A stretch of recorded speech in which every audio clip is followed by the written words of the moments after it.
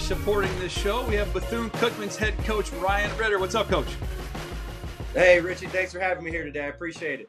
You bet, man. You bet. You just came off your first year there at Bethune-Cookman in the MEAC. You won a share of the conference regular season title.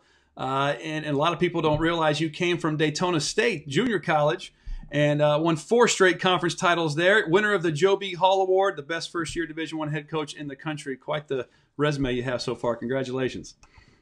Well, I appreciate you saying that. Thank you very much. You bet. You bet. Hey, obviously I've known you a long time. I knew you back when you were an assistant coach, so it's been really cool to see you take off as a head coach. And I have to ask, there's got to be things that you do. You've taken over 2 programs and successfully turned them around. What are some things that you've done, in the first month on the job, the first 2 months on the job, the first 3 months on the job, et cetera, et cetera? Well, first off, I appreciate you saying those nice things, and we've been really fortunate at both spots, Daytona State and Bethune-Cookman, to have some initial success. And I think there's a lot of things that go into a successful program, and it starts with great leadership. I think at both spots, Daytona State and Bethune-Cookman, our administration is top notch. They give us the resources we need to try to be successful, and but they also give us the trust that we're going to take care of the program in a respectful manner. So I think, with both spots, I think you have to be very diligent and have a plan. And everyone dreams of having these jobs. And I've been very, very fortunate to have 2 head coaching jobs at such a young age. But I also, when I was hired, we had a plan. And we called it the 30-60-90 plan of attack. And that being the first 30 days, the first 60 days, in the first 90 days. So it's very key to kind of break it down, and you get so swamped and overwhelmed, and everyone's calling and congratulating and wanting a job and scheduling and recruiting, and all of a sudden your head's about to spin. So you got to take a deep breath and really find what is important. So what we've been able to do is those first 30 days, that's a very important time when you're on campus. You've got to hire the right staff. In those first 30 days, you've got to know what staff works for you as a head coach and what will work for the university. And I think it's different in different spots. But I know for me as a coach, I got to have guys that I love and enjoy working with and have the same moral compass as I do and want to invest in young people's lives. And so that's the number one thing in the first 30 days is making sure you surround yourself with great people. Yeah. That's terrific. Yeah, there's probably 2 or 3 bullet points in each spot. Hiring the right staff and is number one. Number 2 is getting a chance to know who's on campus in terms of the players that you may have to re-recruit to be there or guys that are on the move, and just getting a chance to really evaluate the current roster. And then once you're able to do that, you hire your staff, you evaluate the roster, then the recruiting and the communication start. So once you get into the loyalty, you have your coaches and you get your program set and you know what players you have. I mean, as you get on past those 30 days, once you get to that 60-day mark, what's different from what you've done? Yeah, well, I think it's kind of like a math problem. When you're doing math, if you're trying to do complicated algebra or calculus and you mess up on that first step, it doesn't allow you to go to the second step.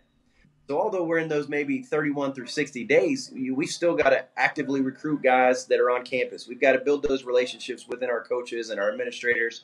But as we head into that 31 through 60 day, you really try to focus on potentially scheduling and possibly meeting with some key figures on campus and also the community, because I've been smart enough to figure out that I definitely do not have all the answers. And there's going to be a lot of people that I need to lean on to try to help build a successful program. So those next 30 days are focused on hitting those first couple things of communication and recruiting, but also moving to the scheduling part and also meeting with the key figures on campus. And once you're 90 days in, it's pretty much time for school to start and you're getting rolling. Yeah, school's right around the corner and you're finishing up some summer school. Again, you're hitting on those first couple items of building a strong staff. Now you know who's in there. You're developing your game plans for the future. Your recruiting stays. But I think once you get to that 75-day mark, if you can, it's really important to activate an alumni base. And obviously, I didn't go to Bethune-Cookman University, but I am from Daytona Beach, and I think it's very important that the former alumni understand that, hey, this program's about you guys, and they're a valuable part to our past, but also to our future. And then the last part is just really establishing our basketball presence on campus in the community, and kind of building towards that brand that we want. It is rare, as you know, for guys to go from a junior college, you're at Daytona State College, and to take a head Division I coaching job at Bethune-Cookman. That's rare. So how was it different, your 30-60-90 plan, when you took over at the junior college compared to when you took over at the Division I school? Yeah, that's a great question. I think the major difference would be at the Division I level, we had some more resources in terms of guys helping. So, we have a graduate assistant, we have 3 assistants. So you're able to delegate more tasks.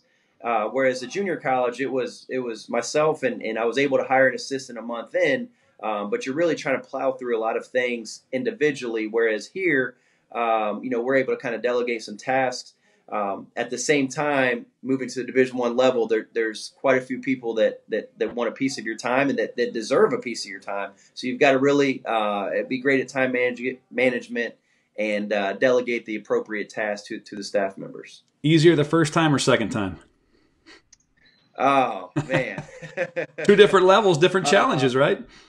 2 different challenges, but 2 awesome, fun challenges that just, I'm fortunate. I know how fortunate I am to be this young and have those experiences. So I don't know which one was harder or easier, but I know they were both very, very enjoyable.